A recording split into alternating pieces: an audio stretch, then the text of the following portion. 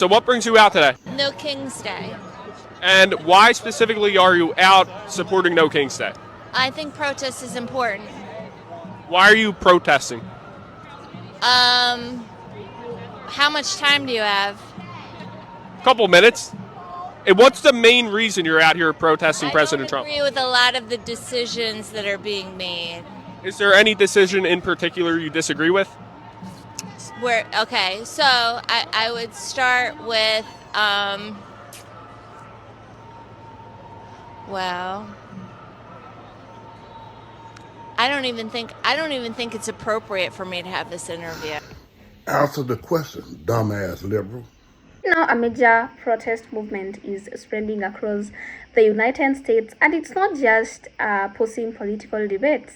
It's creating tension between groups that are usually on the same side, because while millions are supporting the No Kings movement, some Black Americans are openly saying we are not buying into this, and that reaction is not sitting well with everyone. So guys, watch these clips and then I'll come back with more comments. A brown skin. U.S. citizens that voted for him. You should be deporting yourself. Why should I deport myself? Because you're brown skin. I'm a U.S. citizen, man. Here. We don't want brown skin people you're going to get deported. That is one of the most racist things a white liberal has ever said to me. That's right. Going with, what the hell are you doing here? You should be back in Mexico. Right. Why should I go back to Mexico? Because that's your country. Why is that my country? This is not your country. You're not white. Hey, let me tell you something, man. These white folks is not playing about this No Kings protest shit. They are willing to stand on that shit completely. And it's the funniest thing, bro. I tried to give one criticism, one critique on my YouTube community post. One, a singular one. As soon as I open my mouth, I get called a bad organizer immediately. I'm like, oh, y'all are not playing. Y'all are willing to talk crazy to niggas over this shit. Y'all willing to say whatever over this shit. I see what's happening. I see what's going on. Why is this the thing that they're willing to stand on? Is this the funniest thing to be like, this is the thing you're willing to really talk crazy about, really do this? Okay. That's what I mean when I say that white people don't know how to protest, because you guys have never actually had to fight for anything if it included another group. Because why I don't understand. Since when did it become the standard? That how successful a protest is determined by how many people show up? If 100,000 people show up but y'all don't do shit, you didn't fucking do anything. If 1,000 people show up and you just walk up a street and walk back, you didn't fucking do anything. If you're in a protest that is collaborating with the police department on a Saturday so no one has to miss work or no one has to block traffic, then that's not a fucking protest, that's a goddamn parade. Any peaceful protest that occurs, at the very least, there must be a level of networking between the people who attend. But I know y'all aren't talking to each other. The last 2 times I went to these protests, everyone was in their own groups. Y'all weren't even loud for real. Look at all these videos. People aren't even yelling. They aren't really saying anything. They're just walking with a fucking poster board that they took 20 minutes to make at home from the fucking dollar store. What is going on? You guys aren't fellowshipping. You guys aren't building coalition. You guys aren't doing anything. You're just walking up a street and walking back just to say that you were there. And then on top of that, if you look at their website of demands, all of it is centered around Donald Trump. Why is Donald Trump at the center of oppression? These things have existed. These systems have existed long before then. And that's why all of these protests are just a sea of white faces, because it's full of people who have never listened to minorities a day in their life other than to boost their own fucking ego and social credit. Full of people who only don't like Trump because he's overtly mean. That's why. They don't like his optics. That's it. If he was a lot more sly in his racism, sexism, and homophobia, they would have nothing to fucking say. But they do this to stand on a goddamn high horse, but they're still fundamentally useless. I'm saying this because the first 2 protests I attended, I was absolutely disgusted with the behavior of people, specifically in Philadelphia, which is one of the biggest places for protests to happen. There were people at this No Kings protest talking about how racist and classist and disgusting Donald Trump was. Thousands of people all saying the same thing, and I watched every single one of them walk past the entire block of homeless people. I actually saw someone in a fucking frog costume, and there was a homeless man sitting next to them, and I witnessed people take the pictures at an angle just so they wouldn't catch the guy in the photo. Just after the second protest, on the strip in Philadelphia, the city hall, that whole strip, I was cataloging how many people were there, and I bought as much food as possible. I bought hundreds of dollars worth of food. Let me tell you something. I ran out of food. I ran out of food. There were children in the crowd of people who were looking for food. Like a literal fucking 4-year-old. And y'all walk past. You're crazy. Is that not just evil? Is that not just disgusting? The cognitive dissonance is so crazy to me. This whole better than nothing mentality is so infantile, because I know people are going to show up in my comments being like, well, what are you doing? Not being fucking useless and performative, that's for sure. Because he has repeatedly overused his He's trying to abuse this world and try to make this place all about him. Why are you asking me this? You know the answer. What's the answer? You know it. What is it? You know the answer. So many people showed up. Imagine if they showed up like this for Kamala. People showed up for Kamala. Did that go the way you thought it was going to go? Nope. What is one action that Donald Trump took that is impossible to do under the Constitution, but he did it anyway? I can't name specific laws, I'm sorry. I lost a lot of thought on that. You're a reporter, so why don't you do your homework? Don't ask me. Went to war. Legally, he could do that. He can? Oh. Putting ice in our cities. Legally, he could put ice in cities. I don't really give about legally. Rename the Kennedy Center. Which amendment under the Constitution is he prohibited to renaming the Kennedy Center? I refer you to the New York Times 2 days ago. They had a list of 30 items. And you read it? I read it, absolutely. So what is one thing from that list? One thing from that list is I'm blanking. So let's break these down clearly. So what is the No Kings movement? Why are some Black Americans criticizing it, and why are some white supporters reacting so strongly to the criticism? Because once you understand all three, this situation starts to make a lot of sense. So the No Kings movement is a wave of protest across the United States. At its core, it's about rejecting where participants see unchecked power, especially in politics. People showing up to these protests are concerned about things like leadership becoming too powerful, threats to democratic systems, civil rights, and government accountability. And the message is simple: no one should have the king-like authority in a democracy. That message has drawn in millions of people, many of them younger, politically engaged, and highly motivated. But not everyone is fully on board. Across social media and interviews, some Black Americans are raising serious concerns. One of the biggest criticism is this feels temporary, of course. This idea that people showing up in large numbers for a moment but do not stay engaged when the spotlight fades. Another major point is consistency. Some are asking, where was this level of energy before? Because many of the issues being protested about now, inequality, injustice, systematic problems, have been affecting Black communities for a long time. For some critics, this sudden wave of activism feels selective. There is also the question of representation. Some observers point out that many of these protests appear to be largely made up of white participants, and that leads to deeper concern. Whose priorities are actually being centered?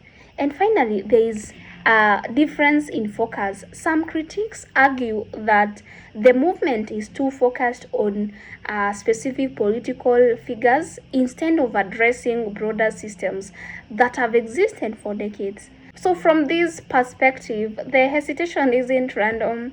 It's rooted in the past experiences and long-standing concerns. You can't make this up. She said waking up as a Black woman is such a political act. What in the actual hell are you talking about? What about waking up as anyone, as any ethnicity, is a political act? And when you ask a very direct question to these people on how Trump is taking away her rights, she starts talking about not being able to teach in schools. Teach what? Brainwash kids with your woke ideology and this idea that what is unlimited genders. These people's entire identity is based on a false reality they have chosen to accept. And of course, There is the white savior complex with white liberal women that they have, where they feel it's their duty to rescue black people and save minorities. Take a listen. Truly, I mean, I view myself, just after my friend going, as a white woman, this is the least I can be doing. There are so many marginalized voices in this country that need to have a safe space to be able to be who they are, and I have that privilege to be able to come out here and stand up for something that's right. So that's why I'm out here. Yes. As someone who looks the way that we do, there's nothing better we should be doing on a Saturday. Yes. We have the privilege. Yeah. We better use it. Wow. Wow. And so basically, it's never fair. Liberal white women are here to save the oppressed minorities. Oh, we're going to save you, minority people. We'll save you. How condescending is that? She's the elite, and any non-white person is beneath her and deserves her charity. It's funny because if that's the case, where are all the liberal white women at when it comes to speaking out about crime in the black community? How often do we hear about them speaking out about that? Where are all the white women at protesting and marching there? Their voice could surely be used there, right? If they actually cared. It's just funny to me. It's really hilarious because these people are delusional. Like this guy, this is funny. Check this one out, this protester. Check it out. Stand on the grass if you love Donald Trump. Stand on the sidewalk if you love Donald Trump. Hold the sign if you love Donald Trump. Hold the sign if you love Donald Trump. Hold the sign if you love Donald Trump. Throw the sign if you love Donald Trump. Drop the sign on the ground if you love Donald Trump. Trump is still your president. You're not a veteran to me. Give it back. Give back your service to your country. Give it back. You're not a veteran. You don't support America. You're not a veteran. Follow me if you love Donald Trump. Right here. I'm not in front of you. Get in front of me if you love Donald Trump. Well, then I gotta get back here. Come on, dude. Got my fan club behind me today. Veterans really love Trump. Yeah. And so along with the protesters, you had a number of Democrat politicians come out and speak. And so I want to get into that part now. First, let's start with Brandon Johnson and what he had to say. Take a listen. The No Kings protest turned out millions of people across the world. That's a big, big deal. But what the fuck were y'all protesting for? No Kings? What were your demands? What were you asking of the governments in all these countries? What were you asking for? This is why black people sit there. A lot of black people sat out and looked at y'all like y'all was crazy because y'all showing up in droves with signs and everything. Great. But what were you asking for? What was the point? What? To just show up in droves and march and say, we don't want a king, we don't want fascism, we don't want this? What was the directives behind it? When black people marched for George Floyd, we wanted police reform. We made that very fucking clear. We made our demands very fucking clear. Ahmaud Arbery, we made that very fucking clear. Breonna Taylor, very fucking clear. Tamir Rice, very fucking clear. Trayvon Martin, very fucking clear. Voting rights. Marching on Selma, very fucking, the boycott for the butt, very fucking clear. This is why we look at y'all like y'all crazy, because y'all really thought y'all did something. These people that y'all fighting against, they really don't give a fuck about those numbers. They look at that shit, they be like, oh, it's a little scary, but they're just going back to their regular shit after. There's no demands. Y'all made no fucking demands. Everybody's marching in their own cities, in their own countries, had their own different plans. It was nice, but it didn't do shit. It won't do shit because everybody's message is not the same. Everybody's marching for something different. Every city was looking for something different. There's no action plan after the No Kings protest. There wasn't no consequences after the No Kings protest. Everybody went home. It was a great performance. It was a great block party, but what did it actually do?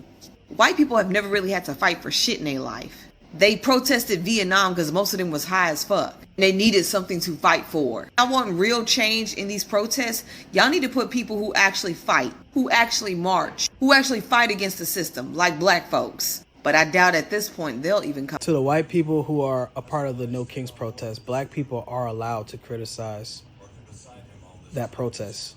If it wasn't for black people marching in this country, none of y'all would have rights in this country.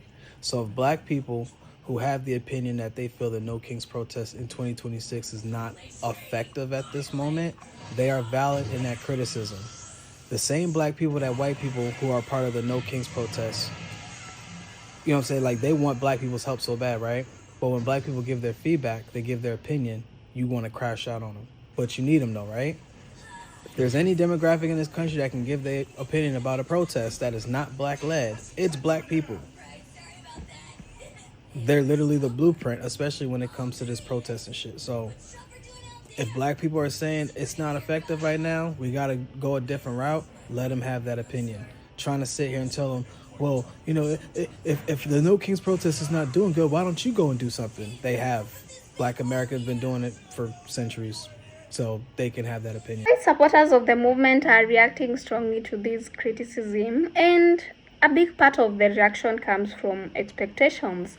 Many people see the No Kings movement as something positive, a large-scale push for change.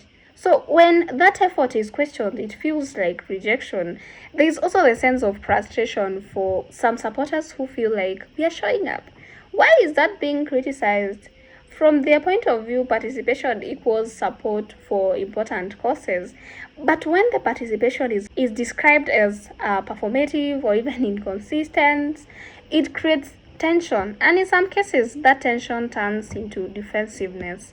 So what you end up with is a disconnect. One side questioning the depth and direction of the movement, and the other side feeling unappreciated or even misunderstood. There's a lack of diversity here today. That it's mostly people who look like you and I, and I just This is not for black people, for people of color to get out on the street. They're at risk when they do that. If anybody's going to get arrested here, it's going to be a black person. It is not safe for them, and they don't need to participate. We need to walk in their name. Gotcha. Okay. Wow. Okay. Maybe it's just me, right? So I'm reading his body language and I'm like, damn, is he surprised at the response she gives because it's a good response, or is he surprised because he's like looking for like clickbait content where she was probably going to respond and made it something racial? That's what got me, because I was reading his body language. He was shocked. Now, I don't know whose grandmother this is, but listen, man, shout out to you, and we appreciate you for even acknowledging that. And this is where change happens, when people start paying more attention to what's going on in the real world and stop living in a bubble and pretending because something doesn't directly affect them that it's not happening. This is where change takes place. Shout out to that grandmother, man. I don't know who she is, but I hope she's been very blessed. At its core, this isn't about one protest. It's about different expectations of what real change should look like. For some, large protests are powerful signals. For others, real change is measured by long-term impact, consistency, and outcome. So when those expectations don't match, friction is almost inevitable. And that's why this conversation is getting so much attention, because it's not about agreement. It's about how different groups define progress in completely different ways. So the question for you, my audience, and I would love for you guys to contribute on the comment section, and kindly keep it respectful. Can movements like this bring people together, or do these differences make that harder over time? Let me know what you think. And in case you're new on this channel, thank you so much for joining. Kindly hit the subscribe button to be a part of this family and to get notified whenever I upload a new breakdown. Thank you so much for watching. I'll see you in the next one. Bye for now.